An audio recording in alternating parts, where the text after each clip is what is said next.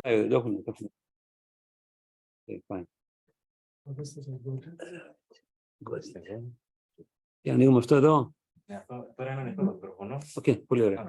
Αν μας ακούτε όλοι, έχουμε την πολύ μεγάλη χαρά να έχουμε μαζί μας τον κύριο Μπάρα, ο οποίος είναι καθηγητής στο Maryland, αλλά και συμμετέχει παγκοσμίως, θα έλεγα, σε πολλές ερευνητικές και διδακτικές προσπάθειες που γίνονται.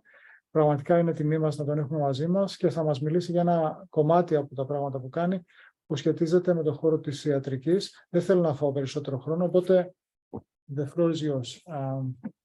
Γεια σας, ευχαριστώ πολύ. Πάντα είναι χαρά μου να έρχομαι εδώ στο Δημόκριτο και να μιλάω με ανθρώπους που είναι τεχνικά πολύ καλά κατευθυνμένοι και βλέπουν και στο μέλλον. I think we can switch to English for Right. the recording. So I am very pleased to be here again in Demokritos and to meet with people that I have collaborated for years, who are technically extremely competent, and they are also looking for the future. So the topic today is very important because it has to do with various aspects of healthcare management, disease biology and system biology, and even pharma. And I'm going to try to promote the idea that some engineering methods that they go under the name of systems engineering, enhanced, as you see at the end, with modern methods of machine learning and AI, they hold a lot of promise to some of the most fundamental and critical problems in this area. So without further ado, I will start. So I don't think I need to spend a lot of time on this slide. There's a major challenge in healthcare, right? So, for instance, the costs are becoming increasingly higher. As you can see, some of these numbers are from 10 years ago, and if I look at the numbers today, they will be almost 10%. So the coverage is not for everyone. There is inequity in the availability of high-quality healthcare.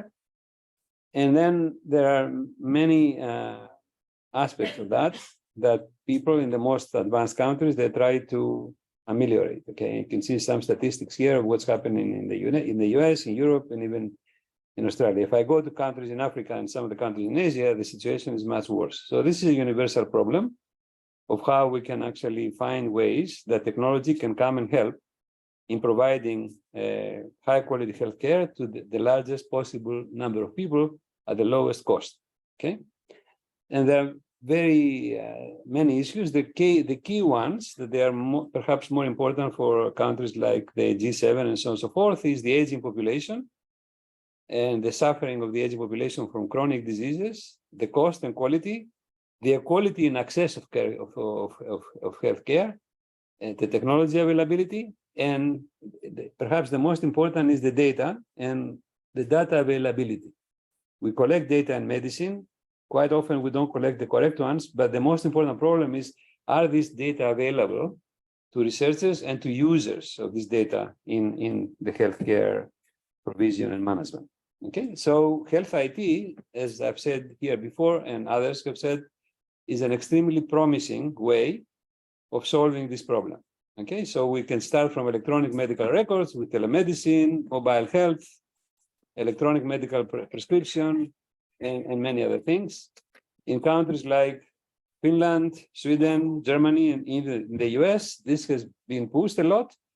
But as you will see, there are obstacles. In the US, we have actually a national center for coordination and a director of that who reports directly to the president of the US. And there are about 400 PhDs working on this problem, and still the progress is very slow. So the health information technology has great potentials and is of central interest. And since we are in the Institute of Informatics and Telecommunication, this should be a topic here of great interest. There are several reasons why this happens. The electronic health records and their security, the acceptability of this by patients and providers, the various sensors, the heterogeneity of the data, the quality and integrity of the data. There are companies in the US that for $29 a month, they can give you medical advice. And the question is what is the integrity of this advice? And there have been quite a lot of debates between doctors and these companies. Even the people that created the AOL, the American Online, they created a new company that actually does this. And there are 2 or 3 others, and I'm sure there are others in other parts of the world, okay? So, and one issue, of course, that is it has come up again, and that's why I wanted to give this talk, is that because of the recent advances in machine learning in particular, the question has been raised about how we can use the technology from machine learning and AI, which I will define very rigorously at the end of the talk, to actually improve the systems and help in these questions. Okay, so what are the technologies? Broadband hybrid communication networks. As I've said many times, if you don't get broadband to everyone, and very few countries can claim broadband more than 85%, you cannot provide some of these services, and also you cannot provide education, jobs, and so on and so forth. In Greece, the broadband accessibility is low outside of the main areas, and that's a fact. Then we have universal patient records and dissemination. There has to be a standard which is maintained with high integrity. Then we have universal logistics support, insurance, databases, accounting, case management. This has to be standardized and they have to be secure and high integrity. Then we can have web-based services on that. And then another thing that has come up is mini clinics and inexpensive tests and consultation. We call them in the US retail clinics. Basically, the idea is you go to a pharmacy, you create a room in the pharmacy, you have the basic test equipment that you can even do yourselves, maybe with the help of a nurse, not with the help of a doctor. Get the data, you send them to the clinic electronic, you get the results back. That saves time from the people that work. They don't have to go to the hospital. It saves costs and so on and so forth. This is spreading in the US. I have not seen a lot in many other countries. It's also spreading a lot in Germany. And then we have social and behavioral aspects. One of the issues is the acceptability and the education of the patients to accept these means. Okay, quite a lot of people, they don't accept electronic media. They say, I want to see my doctor. Okay, and they will not buy any quality metrics you give them. So there's a huge problem in education in everywhere, not just Greece. Okay. Then we have hospital information management systems. I'll give you examples of how dramatic this situation is, which drives the cost of hospitals and their inefficiency again and again.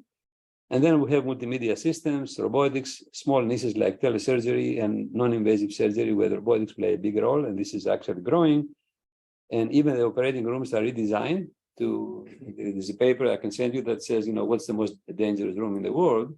And it's the operating room, not because somebody is being operated and is going to die, it's because of the various devices that they are put together without any thinking. And you have so many cables and so many devices that you can actually have an accident on yourself, right? And there's work in this area, both in France that I participate and in the US to try to change the operating room. And then the healthcare management system is an important topic. And then, as I said, security, trust, education. So the red ones are the ones that we are working on. The others I gave you just to give you food for thought, all right? And even in 2009, he was the president of the Institute of Medicine, a sequence of presidents of the Institute of Medicine and the National Academy of Medicine. They have said again and again that we need to think of these problems as systems or systems of systems. And we need to develop a methodology to model them, analyze them, and provide some reasonable output. And that's what I'm going to talk about, okay? So there is therefore the need to try to learn how we do design of aircraft, like 787, by software first and then do the mechanics, and how much of these ideas can be transferred. And there are computers there, there are hardware, there's all kinds of stuff. And we need to see how many of these ideas can be transferred to these systems, because the deployment of health IT, even in advanced countries, is slow, measurably slow. So the problems are many. The systems are complex. There's diversity. There are political challenges, there are regulatory challenges, legal challenges. Anytime you can try to develop a system that affects a large number of the population, you run into these problems, right? So you have to educate the politicians to help you. You have to educate the regulators to help you and make the rules much faster and easier. And you have to also educate the public so they can actually take advantage of these technologies. This is not going to happen by itself. We need to pay attention to that in any country I mentioned. So these are complex systems, the IT systems. You can easily imagine that they're system of systems. What system of systems means precisely is that I have several systems, like take a building that has the structural building, the electrical and the hydro, and the water and the AC. And quite often these systems are designed independently of each other. They are not designed from scratch to work together. So system of system means how I can take systems that were designed well as systems by themselves, and now I want to make them work together as a combined system. Or if you like, that's the compositional problem. This is a very big problem. And the challenge is is huge here because you have humans, all right? So we don't understand how humans think, decide, and so on and so forth. This is a big area of research. And the biggest problem that we have encountered in this area is when engineers try to model humans as causal systems, right? Humans are not causal. The biggest problem with humans is the uncertainty in their behavior, which can be because of the mood, because of various things that happen in their family or in their lives and so forth. The uncertainty is huge, and how you can model this and help it and put it to the systems is very important. Mathematically, the biggest discovery with 2 Nobel Prize winners was the so-called prospect theory that they realized by experiments that humans do not decide just on the basis of expected return or performance, but they also take into consideration the risk of the decision when they decide. Okay? And that, again, is something we have done a lot of work, but that's a different topic that I will talk later on. When Obama was president, there was a report, which you can get, that emphasizes this problem. A modern system engineering approach to the modeling, design, construction, operation, and maintenance of such systems is essential. Now, the reason I put that here is that was 2014. We are now, what, about 9 years later, and still the progress, even in the US, with this report and the national coordination, is very slow. Okay, so you got to have some courage here and patience to get involved with this and try to push it. That's, if you like, a warning or a fact. Okay, it ain't going to be easy. All right. So now I want to talk about the methodology that we have developed, and then I'll go to applications of it. So we have a methodology that we developed over the last from 2010. That we call a rigorous UMD model-based system engineering. UMD stands for University of Maryland. And it basically does the obvious, okay? You start, but this is supported by software and mathematics that they are not easy, but they're useful. And now we have put them down to things that we even teach them to undergraduates, okay? So we have, basically, you have to start with the system that you want to create in plain language, like Greek, English, Chinese, whatever is your language. And you have described what the system is supposed to do. And then you use cases, which is another word for scenario of the operation of the system. And you use it to create 2 models, 2 block diagrams. One, which is the structure of the system, which answers the question what the system consists of. So the clinic is going to have beds, it's going to have rooms, it's going to have doctors. These are not objects, of course, but they are resources. They're going to have nurses and other things. They're going to have instruments. So these are the structural things of the system. Then the behavior of the system is answering the question what the system does. All right. So the patient will come in, we put them in the room. Then the doctor will come in. So in other words, this is the dynamics of the system. These are dynamical systems.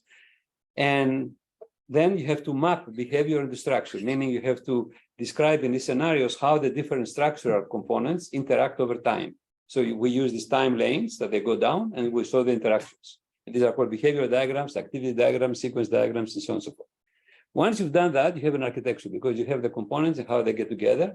Everything is object-oriented, so there are hierarchies in both block diagrams. And now you take the specifications, or better, the requirements you wrote down, and you try to translate into mathematics. And you have to allocate them to different pieces. The requirements do not apply just on the system.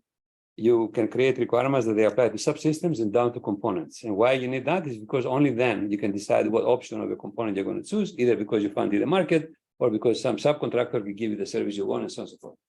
All right, so you take these requirements, you translate them to 2 things, either constraints or metrics. You have no other choice, all right, mathematically. So they will be like, I want to take the patient in and out of the hospital within 5 hours plus or minus half an hour. That's a constraint. Or I can get him in and out with the minimum amount of money, okay? That's a metric, okay? The 2 things are dual. I can go from metrics to constraints or vice versa, and that's your choice. Once you do that, you are ready to do what we call design space exploration or trade-off analysis, which is this box here. All right, so you have to ask what-if questions. How many beds I need? How many different doctors I need? And what is the impact of that on the performance and the cost, right? This is called trade-off analysis, and you do it by multi-criteria optimization. And for that, you can use multi-criteria optimization, or you can use something that's called constraint-based reasoning, which is based more for logic. The 2, again, are connected, and there are software that they can integrate the 2. And once you do that, you find feasible solutions. The word optimal system does not exist because you have too many metrics. So you're not optimizing one criterion, but you're trying to trade, okay? So do I want to have a very expensive healthcare system, but very high quality, or I want to have a reasonable one, and I'm willing to take some risks, okay? And then at the end, you verify. You have to verify whatever you have, okay? So these are the steps that we teach. And the difference between us and Maryland and many other people is that we don't apply that to the system design only, but also to the performance and to the retirement and the operation. So we are actually applying system engineering to the whole product life cycle. That's called PLM. And then you have the things I mentioned, that's a structure diagram, just to give you some pictorial from SysML, which is an extension of UML, which is being software. And you have the time diagrams I mentioned. And then the two diagrams, which are the requirements, and the parametric diagrams, which allows you to write mathematically these requirements into the system so that everything is semantically connected. So if you have an electrical engineer, a mechanical engineer, a doctor, or a patient, whatever they change in the system, the others can see it through their lenses. That's the beauty of the SysML, okay? It's not completely operational at this level. That's why there's a new version of SysML coming that presumably is going to have these problems resolved. The difference between SysML and UML is that we added to the UML diagrams the parametrics and requirements diagrams. Why? Because we wanted to link those to trade-off analysis tools, okay, and optimization. And this again is open. This is not completely finished. And that's the second slide that describes our approach. The work up here is how we create integrated modeling hubs for these cyber physical and human systems by connecting different models. And SysML allows you to do that very well. I mean, Dr. Spiropoulos' son, who worked with me, I don't know, 20, 15 years ago, he did this in his master's thesis for energy efficient buildings, right? In 1 year, he did this kind of models, and he did actually the connection between this, what we call modeling hub and trade-off analysis tool by using our own tool, which is called Console of CAD. And then the problem he didn't solve, which we solved just 2 years ago, was the connection of these two database components, okay? This last thing, which was a black hole for many years, because companies will come to you and say, okay, this is all very nice, but I'm in this area for many years and I have my own component libraries. How can I search them to find components that are similar to the ones I need and put them into the system? So these are the three pillars, and you can see the applications we have done here and some of the integrations we are looking around. And just a slide for the IBM optimization studio. That IBM was the first company to recognize the need for integrating logic-based optimization, like constraint-based reasoning and multi-criteria optimization. They didn't have it, so they went and bought Cplex, which was the most powerful industrial strength multi-criteria constraint optimization program. And they bought the company Elog, which came from Europe, from INRI actually, and it had the strongest rule-based engine, and they integrated the two. And it's remarkable even for this institute, and it's important that they did this first for telecommunication network design, given the size and difficulty of this. So that's what we have. And now I'm going to show you an application of this very quickly to this problem. Okay, I want to create a medical information highway for one of the diseases, which in Greece is called saccharon. Okay, this is diabetes mellitus. Okay, which a lot of people suffer from, and it has many consequences. And that's what I'm going to talk about. I'm going to talk about how we think of this as a system, the medical information highway, how we need a model of a disease and the progression of the disease, what kind of metrics we use, try to do trade-offs, and how do you find these metrics. And you will see most of these things are easy to understand and very practical. The mathematics here, the difficulty is not in this problem, it's more in what I described before, and this we have resolved. Okay, so why we would choose diabetes 2? There's diabetes 1, which is different. All right, diabetes 2 is the saccharon, because we have a tremendous number of people suffering from that, and the consequences are huge, from vision to your healthcare to your body and whatever. And these are some statistics I gathered, and the prediction, I don't know what's going to happen, is by 2030, they expect 552 million and many expenses to be associated with this problem. And the problem is this we can do a lot about if we knew the information and we can catch it early and we can actually help people. All right, so this is the data that we had almost 10 years ago. And across the world, we have many problems related to diabetes mellitus. And the first thing we tried to find out was, are there any models of the disease which are finite time? Most of the hospital studies that have been done, they are lifetime. I don't particularly need, for what I'm describing here, models that they show me how many people are going to die over lifetime from diabetes mellitus. I want to know what's happening day to day, week to week, month to month, if I'm having a patient that I'm treating and I'm doing tests and so on and so forth. Okay, so we didn't find this kind of model, so we built one of our own, and that's where the hidden Markov model came. But this is the architecture of the thing we envision. So you want to have a system, an information highway that connects hospitals, labs, individual doctors, and even patients. This exists currently in Finland. You can tell me that Finland is 3 million, so fine. We are 10 million here. We can do something like that. But in Finland, every patient has an access to the system. All the major hospitals are connected with the medical information highway and the doctors. Okay, so you can ask questions like you will see in the end. And then this is called medical information highway. Even in the US, we don't have a national one like that. There are some states that they have made progress.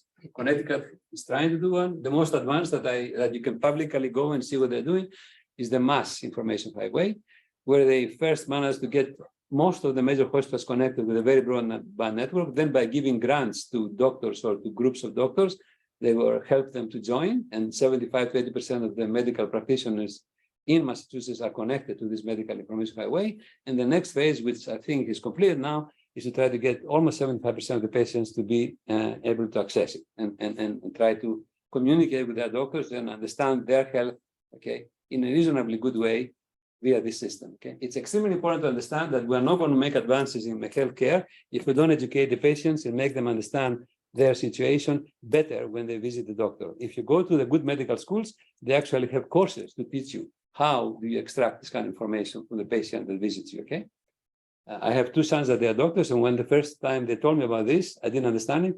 Much later, I understood that it's extremely important to have this communication. Okay, resolved. Okay, so we need a framework that's scalable, expandable, with learning ability. If you have a system like this and you collect data, you understand very easily, okay, that as I collect more data and I compact the knowledge I get, this becomes more and more powerful, okay? And it's more useful to the doctors, it's more useful to the hospitals, it's more useful to the patients, okay? So it's a system like we want it, that learns and learns more and becomes better and better if it's done properly and if its management and integrity is managed properly. All right, so these are the things I already talked about. And it is collaborative, meaning that the various hospitals and doctors contribute data. So it's a collaborative learning system. It's not I learn by myself and keep it to myself and then you pay me to give it to you. That is not going to work. Okay. So there is a big issue here about what should be the business model supporting this operation. And that's where the politicians and the regulatory issues come in and the insurance companies and the doctors. Okay, because this is not a sole problem. We all see the benefits of that. We have been in meetings in the US with the Senate and others, and this is an issue. Why everybody says this is doable?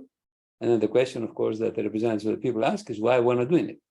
If you tell me as technology that this is feasible, and the insurance company says this is useful, and the doctor says this is useful, why don't we do it? Okay.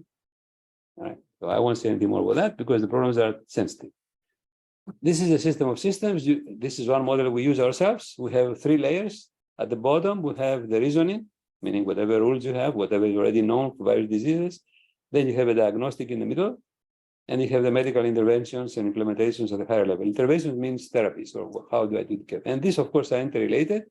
We have used this kind of interrelated graph models in many areas, and they're important when you have large systems with different functionalities to understand this layered system. You can do your own in this case. This is the one we use for this program.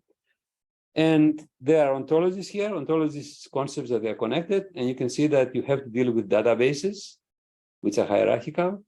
There are relationships between the patients. Non-diseases are interconnected, and we know some of them, we do not know others. You have to capture them via knowledge graphs and other things. And the components used as a medium to communicate information technology, right? The models you use, the representation, the knowledge, how they're connected, and so on and so forth. There exists a rich set of software to capture that and link it, okay? And this has to be linked to the reasoning things that comes out of the model-based system engineering, and I'll describe you a simple example of that. Now, this is the architecture, and it talks about the same thing. I have the model in the middle that I talked about, and this has to be connected to patient models, to hospital operations, to disease models, to databases, okay? And I have to have a language in the middle that allows me to do that easily, okay? And that's what both UML and SysML does, okay? It easily means with a reasonably small amount of new software and easy to use it, okay?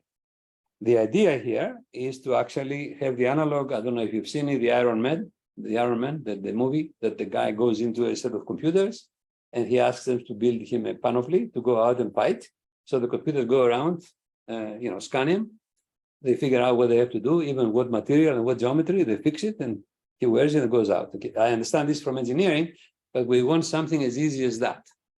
Okay, and given the fact that we now have tremendous advances in speech-based command and control, this is very advanced, and the fact that we have many sophisticated systems, it's possible that within 10 years from now, you can go somewhere and say, I'm John Baras, and I think I have this kind of disease, and they can get some of your tests and some new ones, and they can tell you the best thing for you to do is to go do this test or do this intervention, right?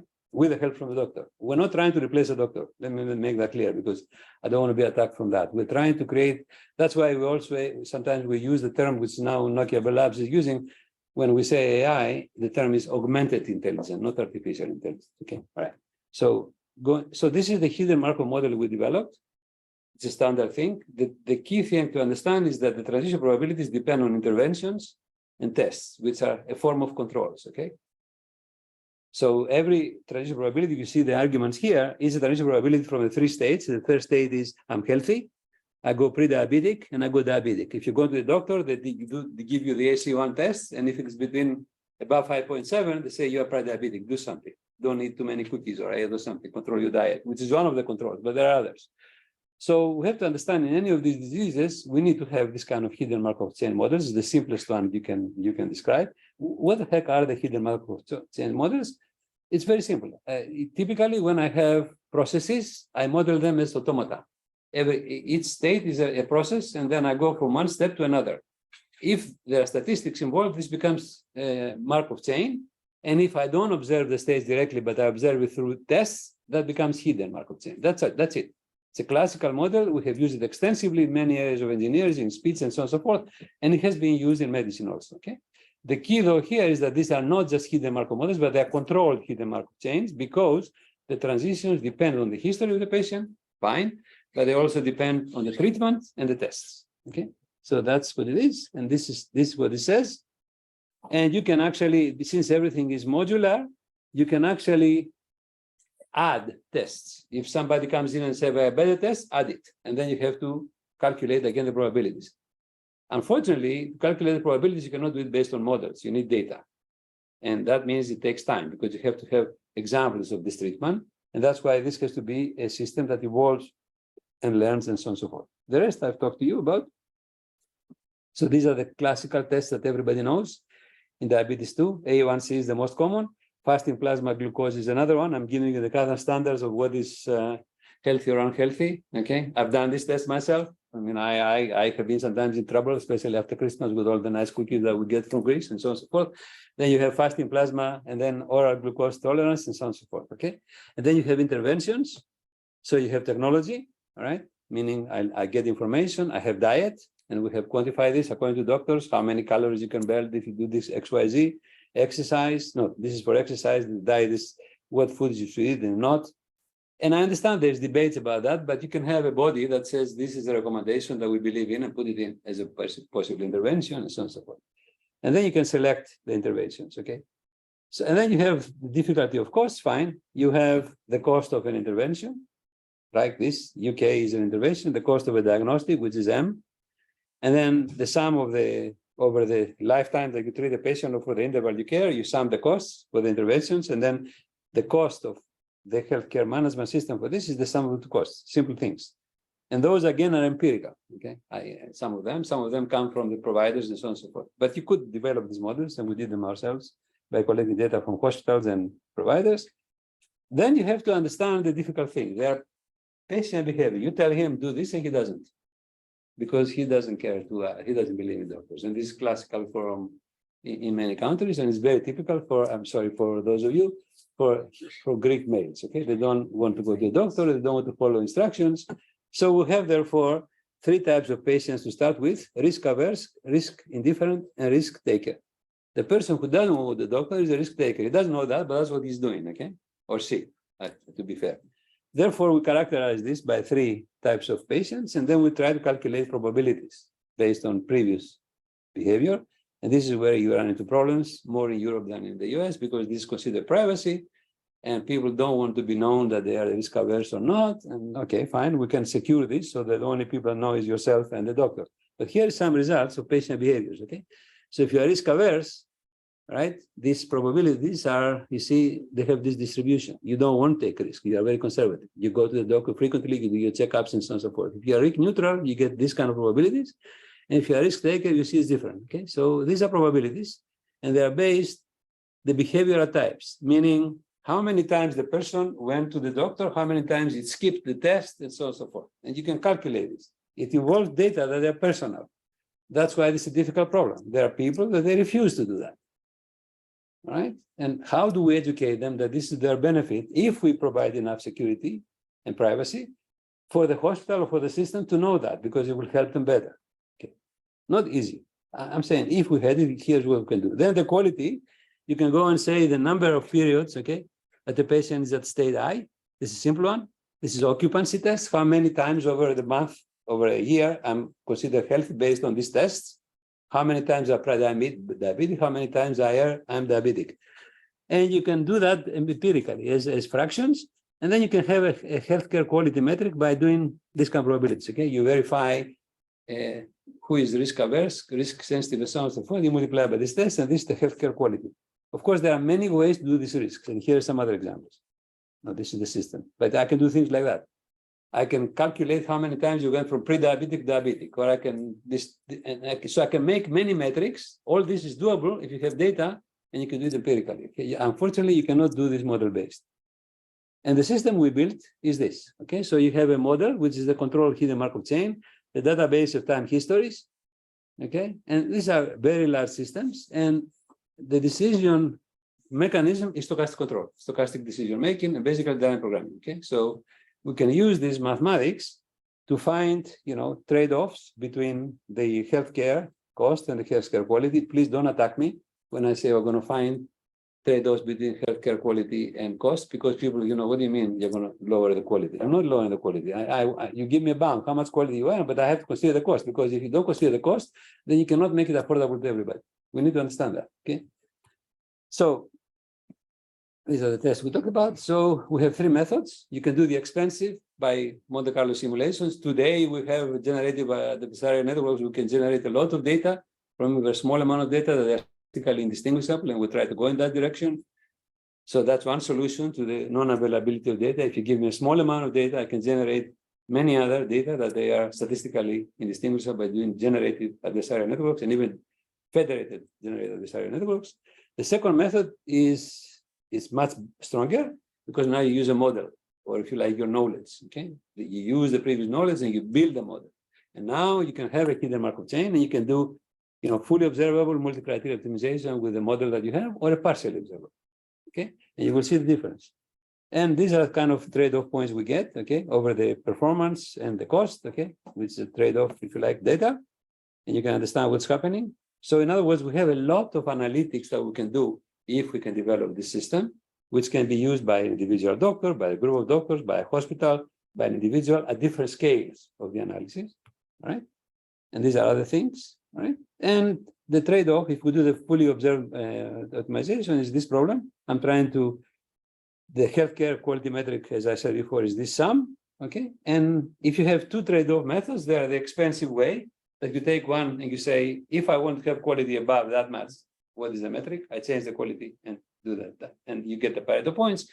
The cheap method, which is called the scalarization method, I combine them by convex combination like that, and I solve this one optimization problem. Of course, the question is what's lambda, and the lambda controls what's more important, is the cost or the quality. And the Pareto theorem tells us that what we're doing is, if this is the trade-off curve, we're going to the tangent plane here, and the lambda 1 minus lambda is the coordinates of the norm. So we understand this completely, and the question is, use it. And then in the partial, and we get this kind of trade-off curves, if you like, all right? And we collect this data, we analyze them, we create the models, and that's what we did in this work. And now there's a sequence of things which I don't expect you that you can read, but it's there for those of you who will bother to read the talk, to show you that we have done the system engineering part. We have done the use cases, we have done the description of the use cases, the scenarios. You see the doctor receives a test result, the doctor consults the guidelines to show you the flow. We have done the structure diagram for diabetes 2. You can do your own and better one. We have done the behavior diagram and the reasoning and so on and so forth, and the time diagrams here, okay? So the purpose of this sequence of slides, that's why I'm not saying that, just show you the form of these diagrams, which say different parts of the diagram. So here, if I look at it, I have, time histories, okay, the cost and benefit, and we saw how the various parts interact, okay? And this is the requirement diagram. We have the requirement diagram means I have to go to the requirements I have at the system level and try to understand how they translate to subsystem down to components. Some of them I can find, some of them I have to hypothesize and test them, okay? but you want to have requirements for every box, otherwise you cannot do system engineering. Okay, and we get this trade-off curves. The three are from the three different methods. They are very similar, okay, and the difference is these are extensive amounts of data we collected to do this, but we need a lot more. But so you can ask these kind of questions. I want to compare. I'm a pre-diabetic, and I want to answer the question. Go in myself and say, I've done this test. I've taken these interventions. What do I do next? Do I do a test or I take an intervention? Or even what doctor I see, if you like. So you need to have analytics to evaluate these things, or how can I use the data to try to evaluate this type of a question, and can you identify the tests that were used, and so on and so forth. So we have this kind of results, which are outputs of what we already have in terms of the risk averse health performance, okay, top 20%, and so on and so forth, the risk indifferent, and so on and so forth, right? This is the comparison of the health performance versus costs for different populations. And understand, this is all based on the data and the hypothesis we made. But I think you get the picture that if I have more data and people are willing to share, then this will become more high integrity. I can do the decision-making analytics capabilities in terms of comparison of health performance versus cost for subsets of the Pareto point. Okay, and you can see the percentage here with respect to the characterization of patients, risk averse, risk indifference, risk takers. Okay. And this can be used to educate. You can tell somebody, look, if you don't go to the doctor every year, and if something goes wrong, this is what's going to cost in terms of your personal life or the cost. Okay, and you can use this to educate people. Right? How effective it's going to be, I cannot tell you. We have not done that for masses. This is best intervention, right, for risk types of patients. And then again, this evaluation of diagnostic tests and so on and so forth. Okay, so we think our contribution is basically this reasoning engine, but look at the time difference. Okay, if I do the Monte Carlo, is 1,385 for the same sets of data for the same data that we have. If I manage to introduce a knowledge base, meaning a little bit of a model, this goes down to 2.36 seconds. Okay, so the scalability is huge. And even if I go to the partially observed model, I just get 5 seconds.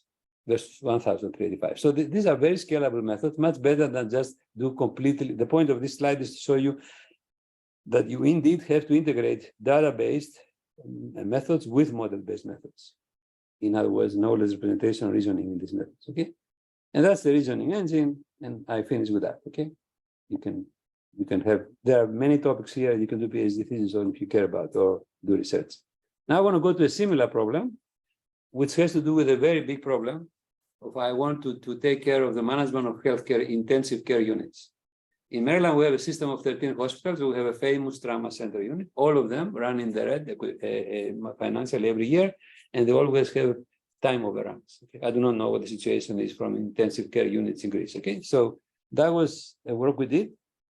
And we wanted to, again, try to understand the treatment of patients with severe traumatic. We did a particular problem that it was very acute. We work with doctors, nurses. We work with the trauma center unit as a one, and we developed similar models that you see before, again, using system engineering. And this was the idea, okay? Again, you see the main thing is I'm using systems modeling language as the integrating language, and then I can interface with this with things like MATLAB that you all know, but I can also get patient models. I can have other models of treatments. I can have resource. So the beauty of this, and now we understand this more, we can use SysML as the basic language, and we can interface with any simulation model of any subsystem that anybody has written easily by using something that's called FMI-FMU, functional model interface, functional model units, okay, which I describe at the end, okay? All right, so this is a very simplistic model of the intensive care unit. The patient comes in, you dispatch him, you have to find a bed. That's not as easy a problem as you think, because the beds for intensive care unit are very special. And we were very upset to find out the various units in the hospital were fighting with who has the bed, even if the bed was empty. You couldn't find nurses to make a team, and the person is going to die. I mean, there's a lot of problems here. Okay, we ran into problems when we were trying to put electronic media on the nurses to follow where they are. The unions were after us big time. Okay, you know all these things, right? So if we are going to believe, and there are private hospitals that they have done things like that. They try to find where the doctor is, because if you need a doctor to come down because somebody's going to die and a bunch of nurses to make a team and a bed, you have to act within minutes or seconds, right? You cannot just take time and don't operate that. So we did this simple model with the patients. We did models for the arrival, simplistic ones. These are simple Markov chains that you all know. We did the dispatch, how you go through the progression of the patient, and what you try to do here, minimize the return of the hospital, of the patient to the hospital. So you have to measure the transition and what's the quality of the transition. Okay, so these are the bed, the patient's class model. I have various different classes of patients. I get a bed which is occupied for a certain period of time. It goes to a room. I have to calculate that. I have to calculate these probabilities, and then it's discharged. Okay, so you can do this easily. You have the patient class. I have a neurological exam. I go to the ISP management, hemodynamic monitoring, respiratory management. I go to post-traumatic epilepsy, and I can do this. It's a loopy Markov chain. You can come back, and you have to build this carefully. And hopefully, if you have more data, you can get more understanding and better models for this type. And that's the patient progression model. The inflow, you have from discharge, empty, dead. Sorry for that. Then you can go through and you can find out the patient history, and you can collect this data and use them for your decision making. You have the nurse resource model. That's very important. Nurses is a very important resource, and typically in many countries that I know, this is scarce, and they have different characterizations of the competency of a nurse, or the degree of what the nurse can do, and you can put that into your model. All right, and then the cost evaluation is we do the stationary distribution of the Markov chain, try to find the costs, and then we can find operational analysis for the stochastical models. All right, so what's the problem? If you put all that down and you start making all these hidden Markov chains, you're going to end up with gazillions of states. So you have a state explosion. All right, so you cannot do enumeration, you cannot evaluate, you cannot even compute empirical probabilities because the normalizing factor that you have to put there is going to kill you. Okay, so that's where we use some very sophisticated mathematics from Bayesian networks to do aggregation and reduce the cost. And for this model, it worked. Okay, so one idea is to try to do summary propagation where I have graphs that describe these things, and then I can sum over several variables and reduce the Bayesian network to a simpler one by adding the things I don't care about. And quite often this reduction is not accurate, but you have to calculate the error you make. It's not accurate because all these in the Markov model are not diagonal or block diagonal. So if you force them to be block diagonal because you eliminate some variables, that's what this does. You have to calculate the errors. This is what we did. Okay. All right. And we have papers on that. So if you are interested, this is a very interesting idea, which applies to engineering systems. We apply this to quadrotors design as well to this problem design. Okay.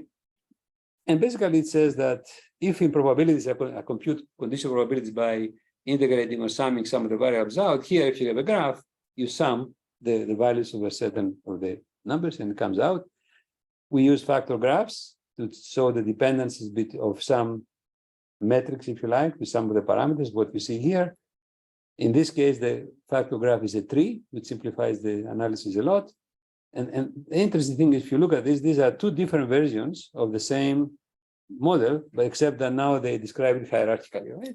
So I can actually decide how I can organize my thinking and my calculations in a hierarchical way, which is also, okay, this I'll skip.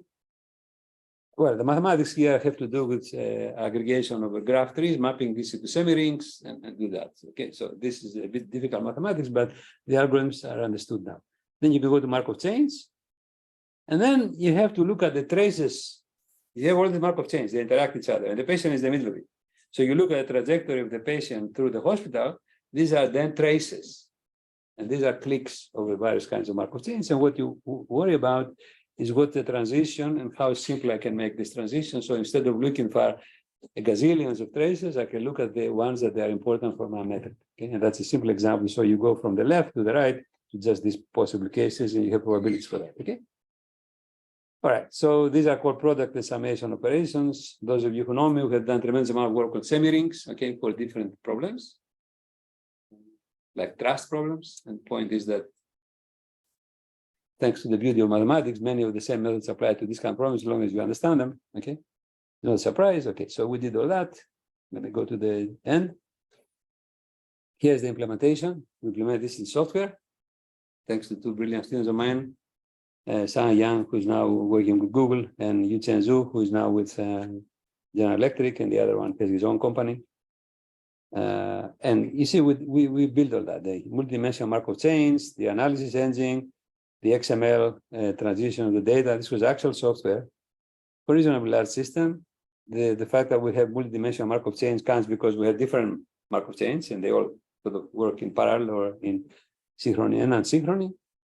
And these are some of the results. Like we measure the probability of nurses and the occupancy by using stationary distribution, the stationary occupation distribution of beds, because the hospital management, we met with the executives and they said, can you tell me by these methods if I have enough beds?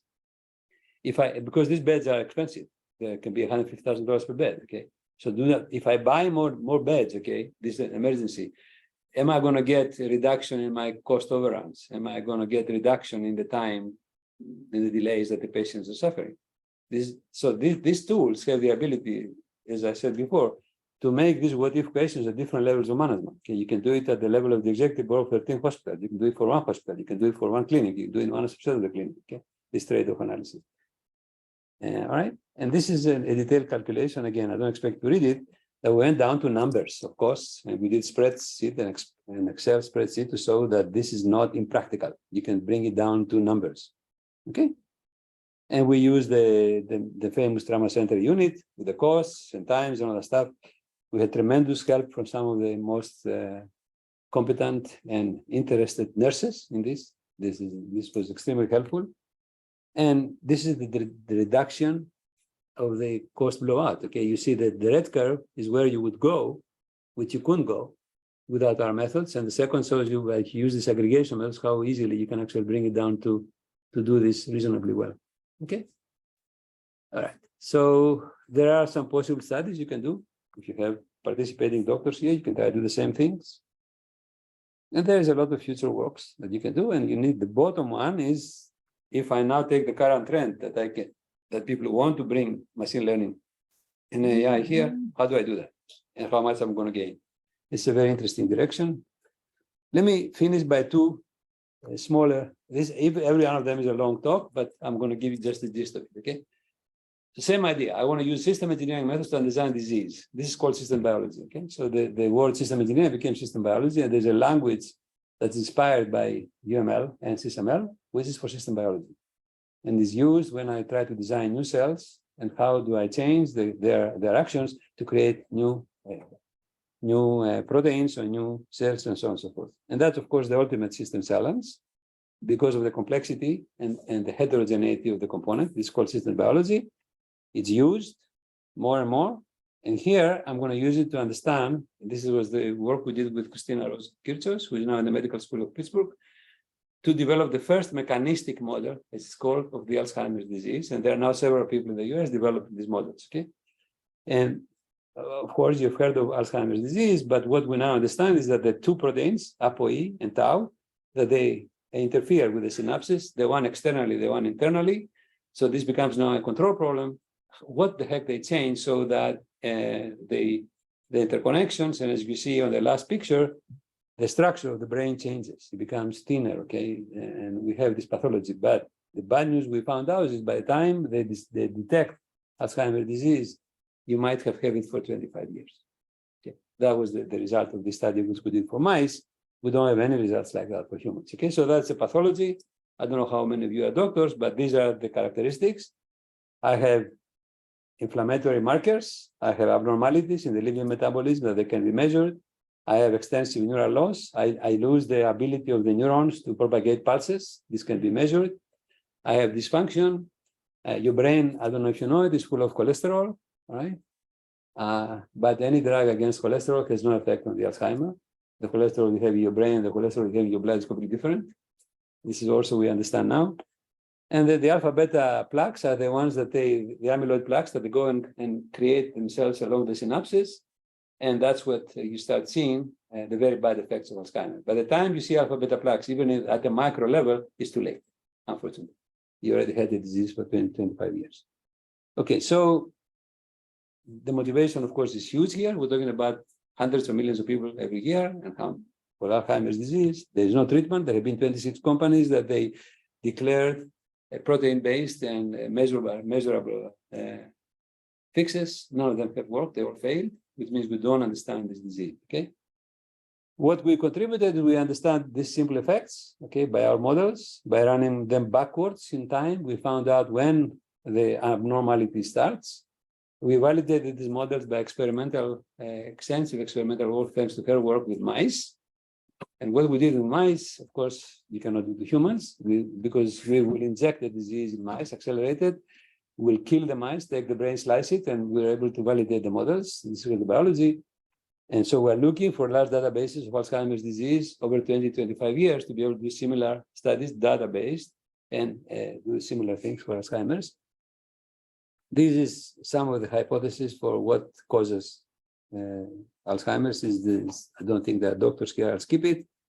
But what we did is we developed 3 networks: the neural network model of the brain, okay, the blood circulation model of the brain, which is extremely important, and the chemical reaction model of the brain. These were interactive models.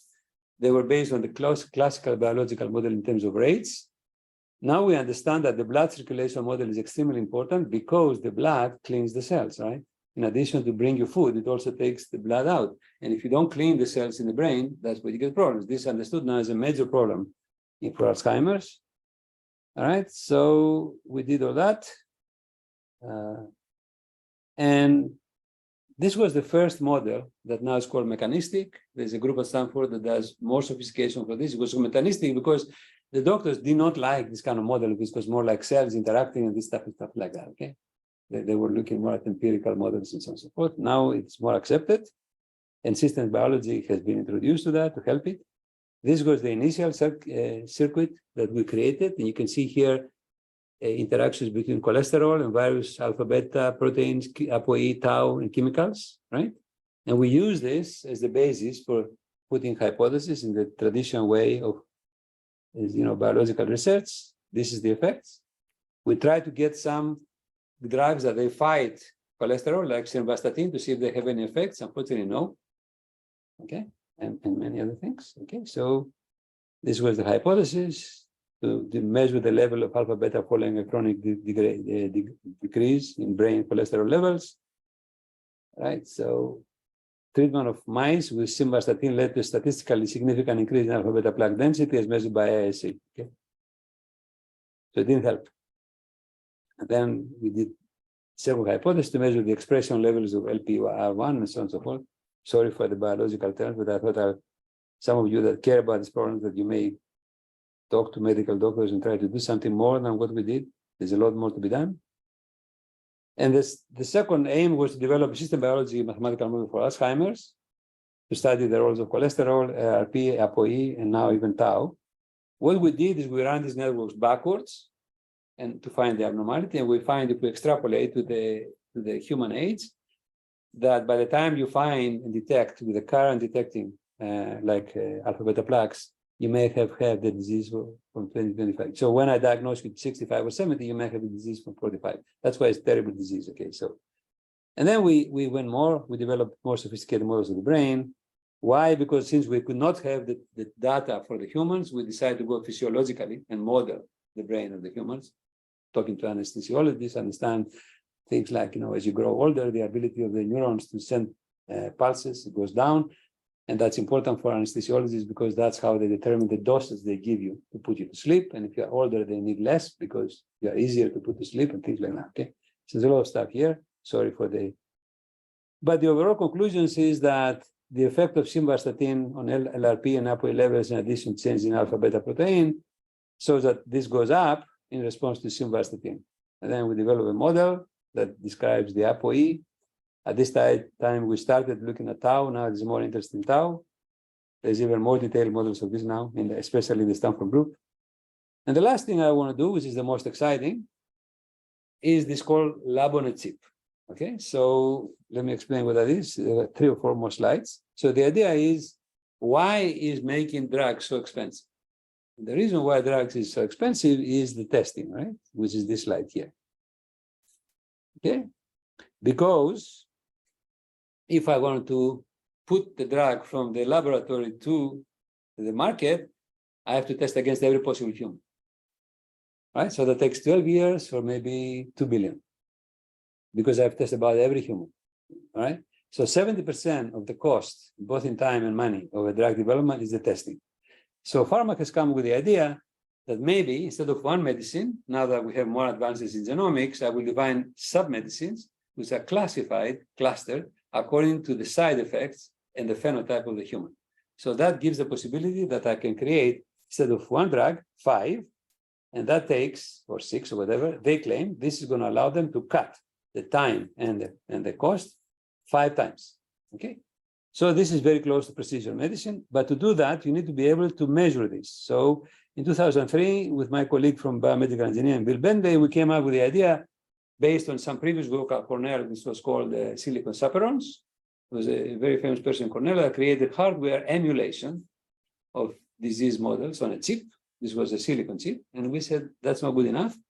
And we said, let's try to make a chip that has a software, hardware, and even in vivo components. If you understand a disease, you have a mathematical model, you make it in software. If you don't quite understand it, you create a hardware emulator. If you don't understand at all, you have to learn how to grow in vivo cells on the chip. And then that gives you an actual model that you can interact, okay? We didn't get that award, unfortunately. That was 2003 from NSF. They didn't believe this could be done. Then in 2010, all right, WIS gave $50 million to Harvard, and they created the WIS Institute, and they created these chips where they could grow, right? It's a famous issue. You can go the web pages. They can grow live cells on a chip. And then, of course, you can use them for the things we talked about, for many other things. This is this year, this is a company that was a spin-off from the Harvard WIS Institute that creates you this kit that you can create a lab on a chip, and you can do it. Right? These are the features. You can have a chamber for an actual culture. You can interact with medications. You can try to evaluate side effects. They haven't done that yet. But the point, look at that here, okay? I can give you specific, with this kit, you can design things for specific organs of the human, right? So the vivo part is very, if you like, manageable. And I think this is going to change medicine a lot because it will make what I described in the beginning possible. And you can get to this thing I will describe here, and eventually to precision medicine, which my other son, Aris, who is now a director of genomics in Regeneron, they work a lot on trying to understand, you know, how you use genomics and clinical data together for new diseases. So this is perhaps the most well-known company in terms of mRNA and this kind of genomics in medicine. It's a spin-off, not a spin-off anymore, it's a big company now, but the founder was Roy Vagelos, who is Greek-American. He was the CEO of Merck, a very famous person in pharma, okay? And they have a lot of, interestingly enough, a lot of super good scientists, all Greek Americans, including the chief technology officer, who is George Yankopoulos, who is a very famous scientist and so on. And one can imagine what this talent would have done if they were here. I'm sorry for this conclusion. But then the last thing is, okay, what we're doing right now, which I think is the model, the question for mathematicians, scientists, and all that stuff, and many applications of this the next 10, 20 years, how can I integrate methods that are model-based or whatever with data-driven, okay? Because I hope we all understand that neither of the two methods can solve these problems, including, you know, how do I model the fires, how do I model the burning models, how I model chaotic systems, how I model medicine, how I model robots, and so on and so forth. We need to understand that. And why this is important is 3, if you like, Turing Award winners have said in the last year, Les Valiant, Jan LeCun, and our own Joseph Spakis, is that if I can do like model-based methods, and what you see in the left is the famous V diagram of system engineering. On the left side, I design, on the right hand side, I validate. The complexity of the systems defeats you because you cannot build a model. So what you do is you have to enhance these methods by clever design of simulations and tests, like you saw here an example for autonomous systems. All right. And you can call this digital twins, whatever you want to call it. But the question is, how do I design the simulations and the tests so that I have some reasonable probability that these simulations and tests will help me improve the model-based methods I have? You don't want to go down randomly, do simulations, and then find out at the end that you haven't learned anything, okay? So that's not an easy problem. We're working on this for something that's both important for defense and commercial. And it cannot be done any other way. That's the thing. And then there's another version of this problem, another component of this problem says, okay, like Sifi says, I do the design by models, I do add data-driven and so on and so forth, and I'm still not happy. What are you going to do? You have to design something. So the answer is you have to calculate risk of the decision. So there's a lot of work we have done. Christos was involved in some of them, and another student of mine, Erfan Urani. We have mathematized this duality between performance and risk, and we have put under risk many criteria like trust, reliability, and so on and so forth. And we use mathematics of finance to show that these particular functions can be used to have rigorous duality, which allows you now to do sensitivities. And we have been able to recover anything that anybody has done under robust reinforcement learning with these methods, okay, and regularized reinforcement learning. All right. So this is the focus here is trustworthy autonomous systems for the sponsor that funds us. And for us, trustworthy autonomous systems means things that we have learned from humans. I have to be able to model the task. I have to be able to self-monitor it, figure out I'm not doing it right. Then I have to be able to adjust, and in the process I learn, right? We think you cannot talk about autonomy without that. And it's here where the things we discussed before about human intervention comes. Quite often you find that you cannot have this without any human intervention. And the question is, can you minimize the human intervention so you have trustworthy autonomous systems? That's from Sifaki's talk in Hong Kong back in March. And you can see here the same components. I have to have knowledge representation. This is specifically for autonomous cars.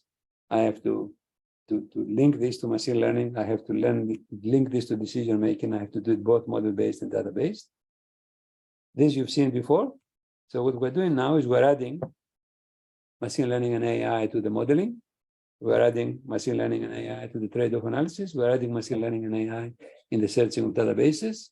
And these are very specific things because we now know that we have languages that can describe at least engineering systems as sentences.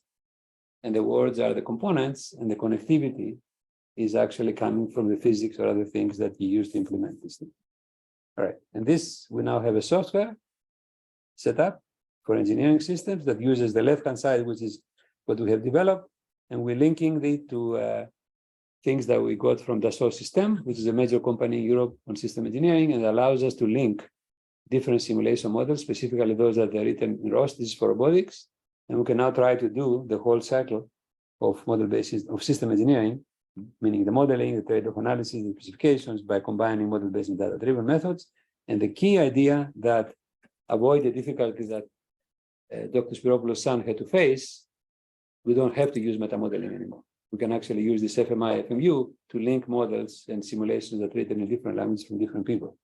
What Dimitris had to do, had to actually use a meta-modeling tool from Darmstadt to link models. Okay, meta-modeling is a way to link models, okay, for the application of that time, which was energy efficient buildings. Now we can do that, and not only that, but when you do optimization, this FMI, FMU allows you to transfer not only models and link, but gradients and sensitivities of these models with respect to parameters, which are essential for trade-off analysis, right? So this is the most current thing we're doing. And this is the last slide. So this you've heard before when I give talks before. This is my definition of what needs to be done to make both machine learning and AI rigorous. Machine learning is closer. So thanks to the work that we have done and with Christos, we have rigorous mathematical models for universal machine learning that they are inspired by humans. I don't know if you know that, but there's something called the one learning algorithm hypothesis. It was due to Andrew Ng, who created Google Brain, and he was so inspired in the late 80s by actual experimental evidence that the way the humans go from signals to perception in vision and sound, and later we now also for haptics, have the same abstract architecture. Luckily, I was working on some architecture for completely different problems, and then Christos came along and he added this dynamic annealing at the end, which allows you to find how many, if you do classification, how many clusters you need to get performance you want, and this allows you to have explanation and so on and so forth. That's one part of the story. The other part of the story is, can we link this conventional mathematics, if you like, and conventional chips with neuromorphic chips? Okay, and that's another challenge. That's challenge number one. Then you will call this universal machine learning architectures that can integrate both numerical and logical, or if you like, neurosymbolic. Then the second challenge is to, and this is what these three talks that I will send to both Dr. Pagliuras and Dr. and Spiros, okay, is the Kostas Spiropoulos, okay. These are 3 talks from Les Valiant, Jan Lecan, and Sipakis, with more or less the title, How do I go from machine learning to autonomous intelligence, that they all say in different words, I have to introduce memory, knowledge representation, and reasoning. Neural network cannot reason, right? And that's challenge number 2. And to do that, we need to actually link things like knowledge graphs and semantic vector spaces with the technology underlying ChatGPT, except with different logics. This is only happening in text, okay? And this will allow you to do progressive learning, which we already do with our algorithms, and create expanding graphs and to compact the graphs and use the knowledge for conditioning. That's challenge number 2. And challenge number 3 is to link this universal machine learning model, so with this universal knowledge representation reasoning, and then I'll give you the right to call this whatever you want, AI, whatever. But when you talk about AI, I advise you to define it, okay? Because we now, most of us understand that we have to be serious about what we mean by AI and create foundations and mathematics to make progress, okay? It cannot be just used as a catch-all. Thank you very much. And this will be available, and I hope some of you will decide to work in some of this program. Okay. Thank you so much. Thank you. We ran a bit over time. Yeah. Are there any people asking questions from the chat? You can either open your microphone or you can write something in the chat if you want. But of course, people here can ask questions.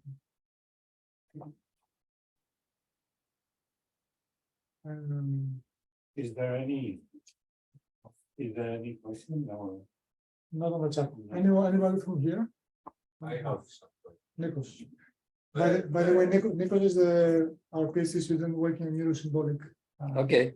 So. Hi. Hi. What's the last name? McGinn.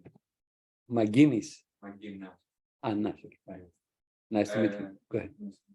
So I guess my first question is, in all of these diagrams that you show, which integrate different systems, you always have an arrow that goes from one point to another, but does not go back. Yeah, it does. It does? Yeah.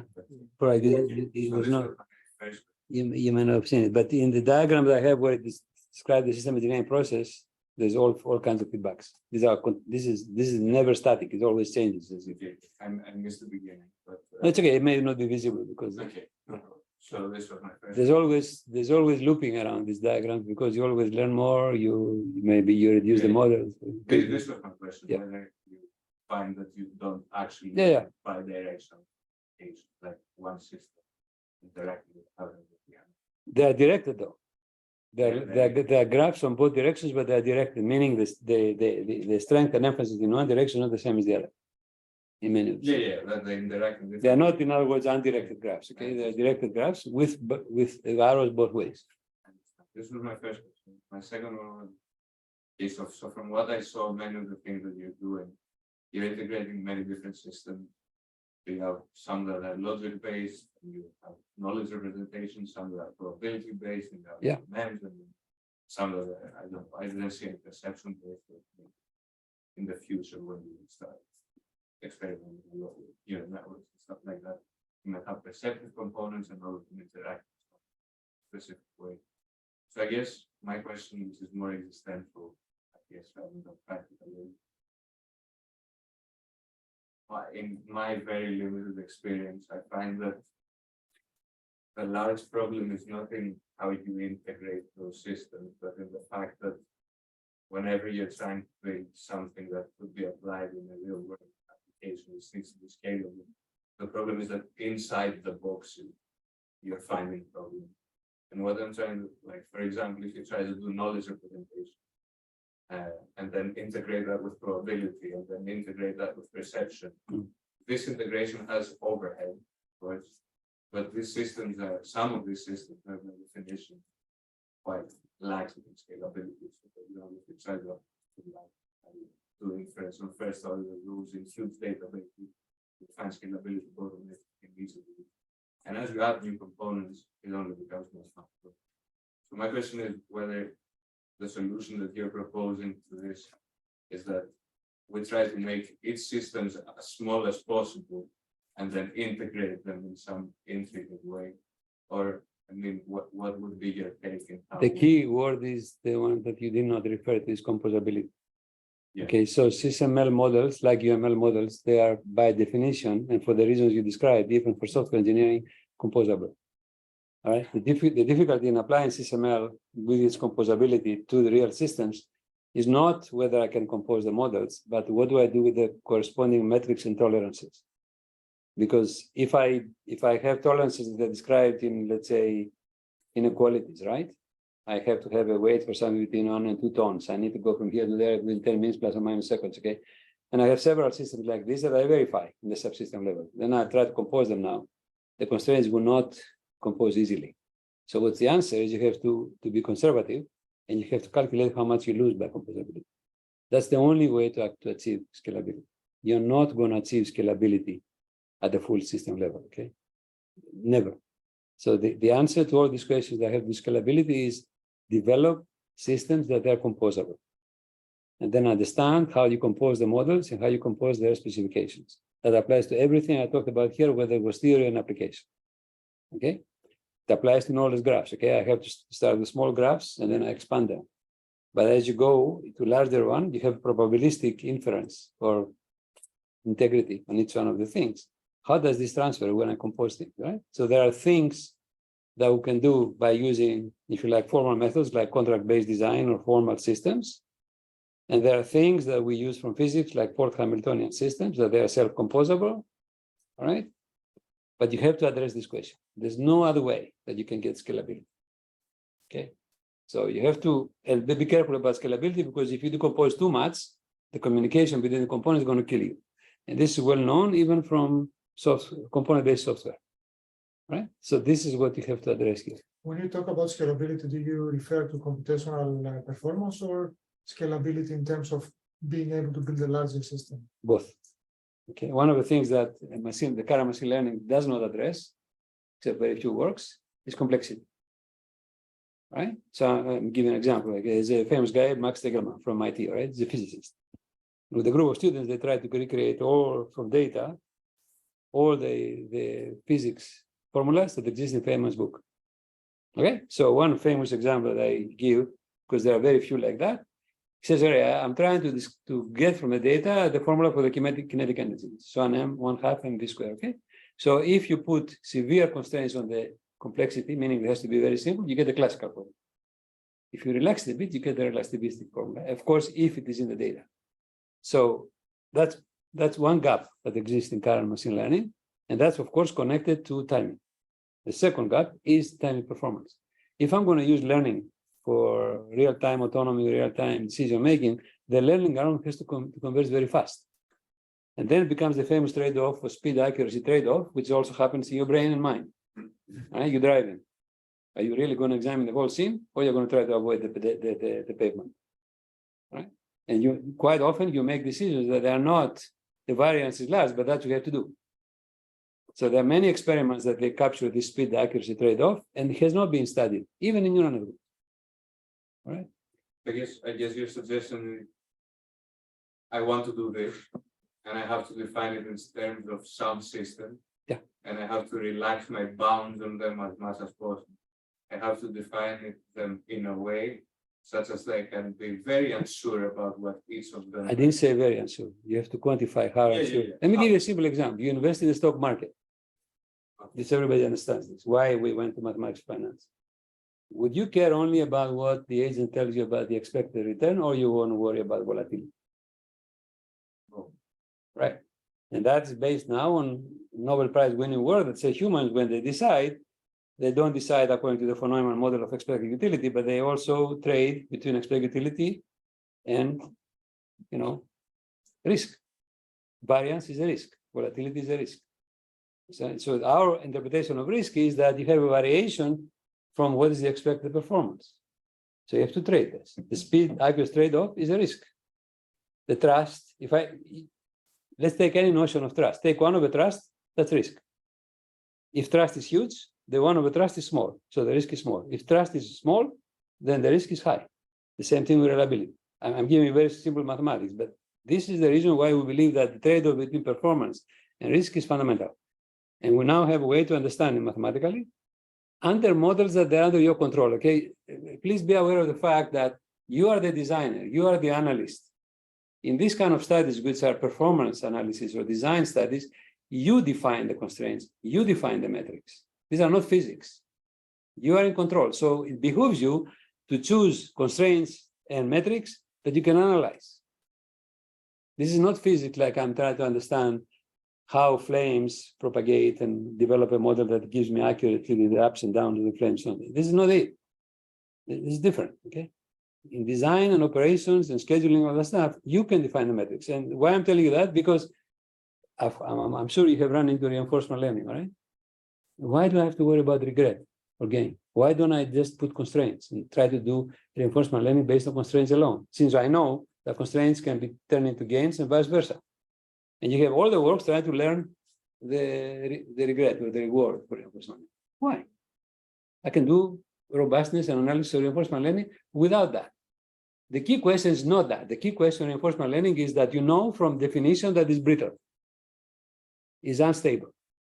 I can show you even in Bertsekas' book, okay, examples where the reinforcement learning algorithm tries to learn tic-tac-toe and learns how to lose. Okay, so the question is, how do I make reinforcement learning robust, right? And in our work, we have tried to go in that direction by taking ideas from robust control and robust decision-making when we know the models and say, what do you do if you don't know the model? Okay, and we use the analogy, the equivalence in when you know the models between robustness and risk-sensitive decision-making to apply risk-sensitive decision-making. Some of this work Christos was involved to do reinforcement learning without trying to learn a regret V, but E to the V. And that gives us robustness. And there are three proofs that this is important. One of them is due to Poggio, who went and redid the training of deep networks. And he saw that there's an inherent robustness being done because you can reinterpret everything as minimizing something E to the V, which leads you to robustness versus just V. Okay, so keep in mind this, okay? The problem I see in a lot of young people or even old people is that they follow the same models without asking, why is this the model of the question I want to ask? The question you want to ask, especially in neurosymbolic AI, is how do I go from the neural network that learns to a concept in a way that's robust? And how can I keep, as I increase the concepts I learn, under control, because then I can explain, which is called compaction of knowledge, okay? And this has gone all the way down to how the neurons go and create, you know, synapses and concepts, and this can be translated to a graph and vice versa. Or if you like, the study that has been done more than anything else in text, right? I go from text, from sound, from waveforms, to letters, to phonemes, which has been completely understood now, okay?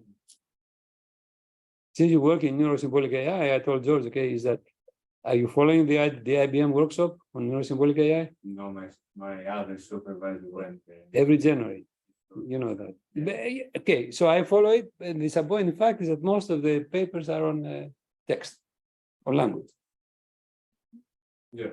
Yeah, so, but for us, the point of the statement I made that the only data for which integration of knowledge representation reasoning in terms of knowledge graphs, which is another word for ontologies, and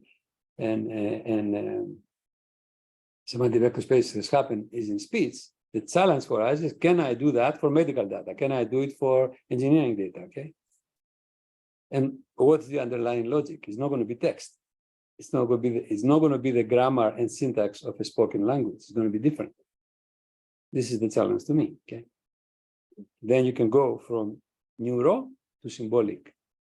I guess the idea is that the neurosymbolic is completely irrelevant of what you have at your end. So you're expressing something perceptive. To be frank with you, I use a term, but the term I use is integration of machine learning with knowledge representation reasoning, right? You have to have knowledge representation reasoning. Each one of the knowledge representation is a difficult question. How do I represent knowledge in a particular domain? How do I link to machine learning? How do I use machine learning to enhance my knowledge representation? How I compact it? How I use it as conditioning for new problems? Okay, and this is not for everything. It's domain specific. The knowledge representation reasoning you're going to use when you're trying to design aircraft versus design medical drugs is going to be very different. Okay. that's anyway, this is my view. You can like it, you can dislike it. It's not a religion. This is what we try to do. Okay. I don't know if there are any other questions. If not, we can we can thank Dr. Baras again. Thank you. And I think we can stop the recording. The papers are on the webpage, but you have my coordinates. They're public. You will have this talk both by video and the actual talk. I'll give it to Dr. Baras and Dr. Spiropoulos, and you can look at it. If you want to work on anything like that, you have my mail. Contact me. All right. Thank you for coming. Ευχαριστώ πάρα πολύ.